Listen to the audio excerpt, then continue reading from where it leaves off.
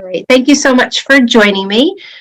Tonight we are going to talk about the Community Conversations Pandemic Perspective, New Jersey's COVID-19 Storytelling Project. So I have a few questions that we will go through, and if you could both answer the questions one at a time, that would be great. And you can figure out who would like to go first. So the first question is, how has COVID-19 affected you, your family, and or your community?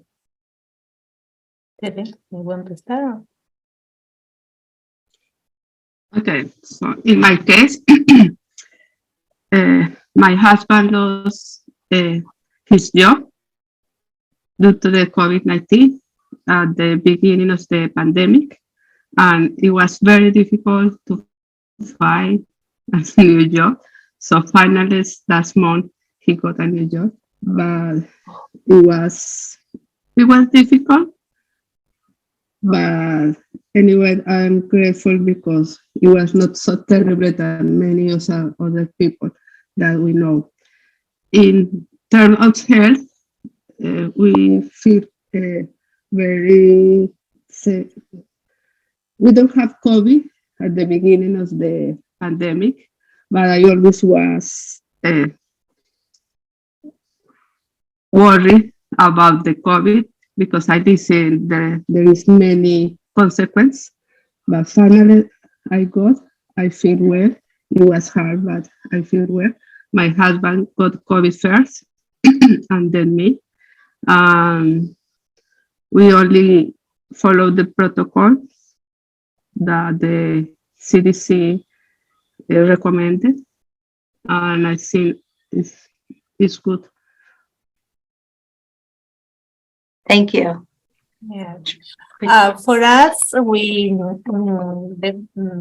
myself, my husband, and my two kids, we got COVID last spring. After, I think that the whole process at the beginning, I think that we, as many people, we didn't know what to expect. It was 100 years without a pandemic. And then we were really scared. At the time, my daughter was living in the city. That then we almost lost. We were on the phone, but we suspended visits, and everything was really. We were really very scared of that. And finally, last spring, as I said, we were relaxed and everybody was vaccinated. And we have my daughter graduation from college, the celebration in New York City, and a lot of people. And even if we use masks, I think that everybody got at this time the virus. But and we were grateful that we were vaccinated. Really. Yeah. How do you think it affected the community that you live in?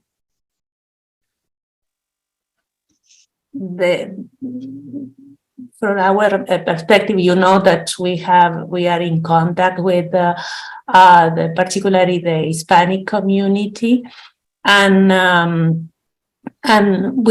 we saw all the phases of the pandemic, how it affected through the schools, the students, the life of the students. Some people that didn't have or they have informal shops, they were losing the shop, and consequently they were losing the residence if they were renting. I think that this is the part of the community that we feel that suffer the most the pandemic, and also because it's a kind of invisible group of people that not everybody was aware of what was going on in this community. For our children, there is there was a big impact in the academic part, because not they had the opportunity to get a good internet, so they lost many classes, and they lived together with siblings of all different age, so it was difficult to concentrate, to do the work. They don't have enough food in order to be ready for the classes. So it was very, very bad impact. And I think that even for me, mental health is an impact too. Yeah. Yeah. We feel different. We feel. Yeah, and I think that the mental health part, it doesn't depend on the social economic group in the community. It affects everybody equally. This is the huge consequence. Yeah, definitely. So have you both been vaccinated for COVID-19? And if you have, what was your experience like getting the vaccine from the time of making your appointment to the time of receiving your vaccine? In our case, my son was the first one receiving the vaccine because he was working a volunteer with the EMS in town, and after that I also got the vaccine because I was working for the school district, and the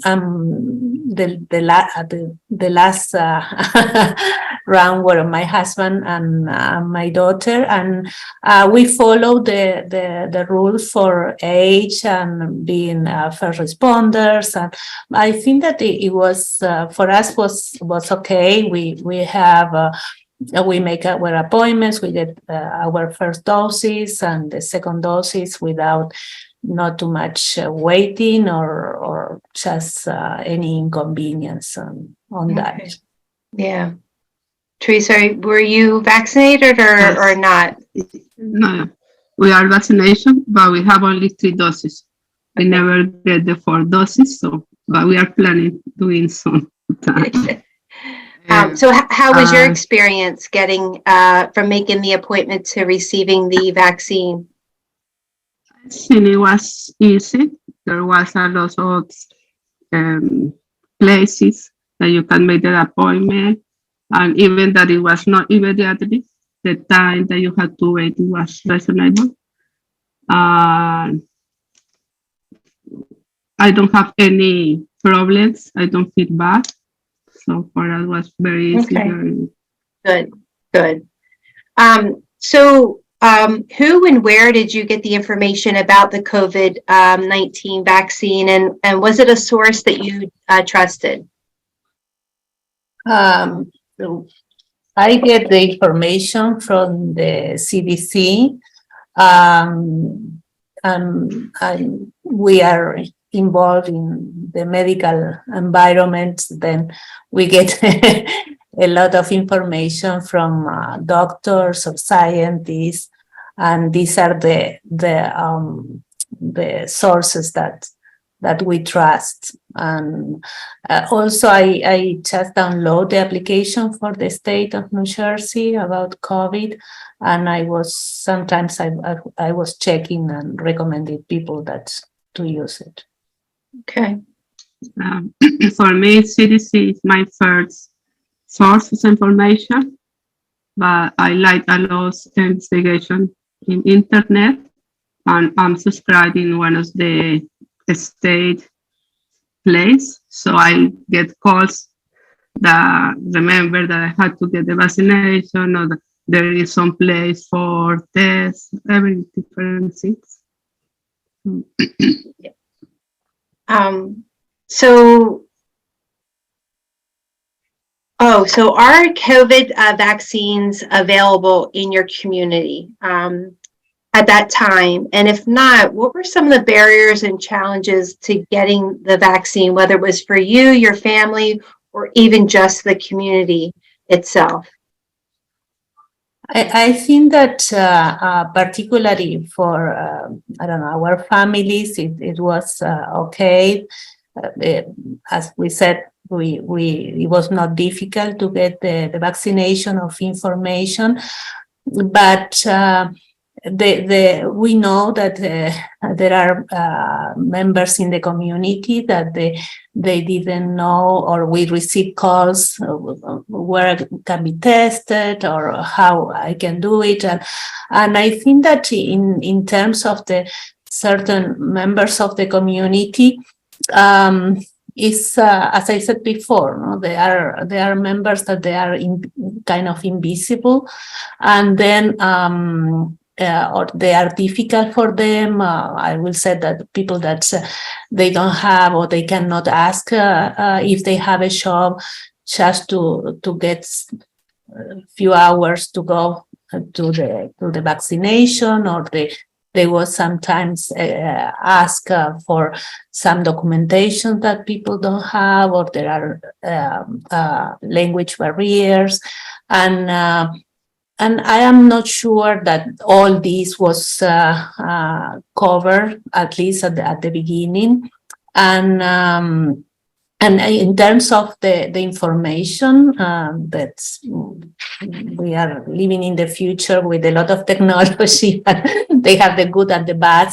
And I think that the community has a lot of misinformation and then this has a big effect on some people that didn't want the vaccine because you hear such a strange things, no? And I think that this pandemic was a good lesson, just to learn that perhaps is a good thing to look for the right communicators with the population, that sometimes you can create a flyer even in multiple languages, but if they don't have the picture of the person that people trust, people will not hear that. And this can be the pastor for the church, the social worker from the school, a teacher, I don't know. There are, and I think that, I don't know, I'm not sure that still is I don't know, the public health organizations are aware or are using this tool. Yeah. Thank you. Teresa, what about you? My experience for us was easy to get the vaccine, and we had groups of WhatsApp, or we had a friend. So if someone knows about a new place, where is the appointments, easy to get, always communicate, and the people always try to be informed about this. Good. But I agree with Patricia, especially when the people don't notice the cost, because you never know it's real free. So people don't want to get something like this. Yeah.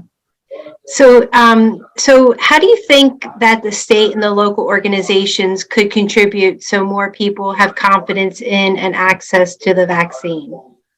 What do you think they could have done, or even going forward? I agree with Patricia that the best place is the church, or the worship centers, especially because the people who speak the same language always is in the same place, and it's very easy to answer. There is the pastor or the people that they believe. So they found that the churches were more of a place where they could go and get information from people that they trusted and stuff.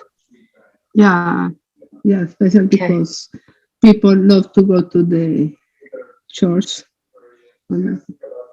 Yeah. Yeah, I also am thinking that, for example, having social workers for also, it can be actually also the church or the school, or even visiting nurses that just reach the people in their houses, or that just simple asking, are you vaccinated? Why you are not vaccinated? Or things, this kind of approach. Just not wait for the people to reach the organization, but the organization reach the people. Good. And then, so you both touched a little bit upon this next question is, how do you think that the state and the local health departments could improve communication message about the vaccine? So you both spoke about that the communication definitely needs to be in different languages other than English. Anything else that you can think of that, communication and the message out could have been more effective? Yeah, actually, as I said, she has to reach the right communicator. She has to find in the community who is the person that the population trusts most, and just train these particular individuals to communicate correctly information. Good. So for you and your families, did you have the opportunity to talk to a healthcare provider about the vaccine before you received it? And if so, what did that conversation look like?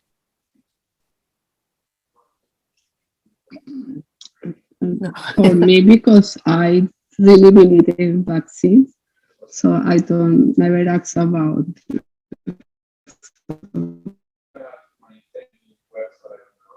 We never talk about. Okay. Yeah. So Teresa, you didn't talk to your healthcare provider. You just wanted, yeah, okay. No, because I believe in. If the doctor told me about a new vaccine, okay. Yeah. Yeah. For me, it was also like that. I didn't have any doubts to start with. Then Good. So when you look at the whole state of New Jersey, and you touched a little bit about the community that you're currently living in, do you think that there are communities out there that were not, do you think that all communities were given equal access or information about the vaccine? And if not, who was left out?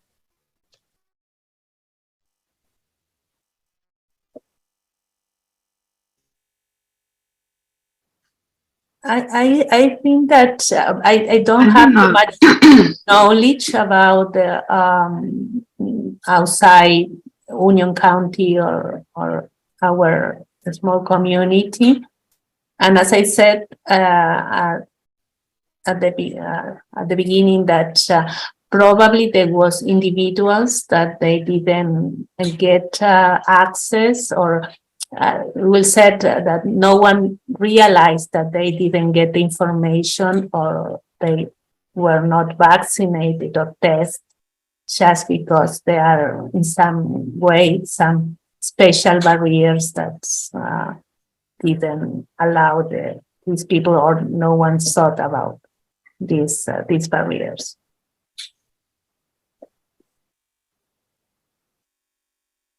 Teresa, did you have anything else to add to that one? No, I think there is a population that they are alone and they are working all the time. So I really don't know how to get that this kind of people get information about the vaccine, or if they are interested in. Yeah. So hopefully, it's important to know the different communities in order to understand all the different people that they live, so you can reach everyone. Yeah.